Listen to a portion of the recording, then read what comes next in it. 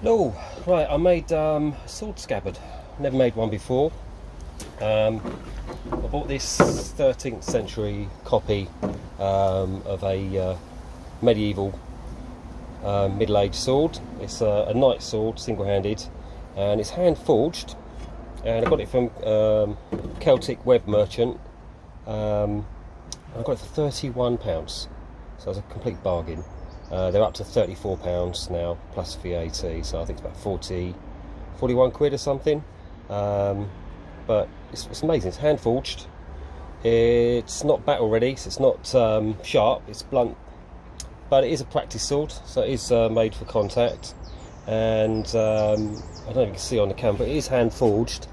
You can just see that whilst it is straight, you can actually see where it's been forged. But yeah, it's fantastic. It did come with a leather grip on the handle, the pommel. It was leather, it was black leather. I've put a picture up, you can see what it looked like before, but I just wanted to customise it a bit, so I wrapped the handle in leather thong. Where is it? There you go. So it's a bit of this epoxy resin all over the grip, and then just wrap the leather around it and rubbed a bit of black bison wax, furniture wax on it, and I prefer the look now. It feels a bit fatter as well, so yeah, it's got a little bit of a personal touch to it. So the scabbard, they're actually more expensive than swords. For something like this, you're looking at about 80 to 100 quid upwards to start. So I thought, I can make one.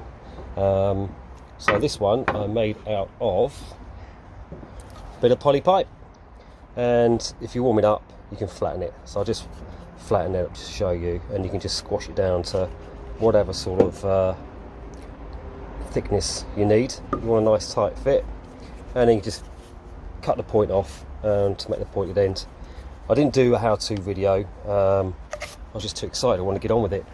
And then I wrapped it in leatherette, which is, it's not real leather, it's fake leather, it's cheaper, but what I like is it's stretchy, and if you put your contact adhesive on both sides, as soon as it touches, it's bonded and it won't come off, and you can stretch it nice and tight over it, and you get a nice leather finish. It's got a nice texture to it as well, so I'm quite happy how that turned out.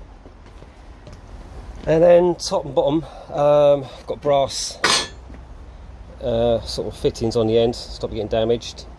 And it's just, all it is just brass plate that I shaped, bent in shape, and epoxied that on each end. So that came out quite well. And you can see in there, I epoxied the edge just to give it a nice tight fit. For the belt loops, it's a belt, simply as. So yeah, just fashioned the size I wanted to hang like a sort of 45-degree angle off my belt, and that works really well.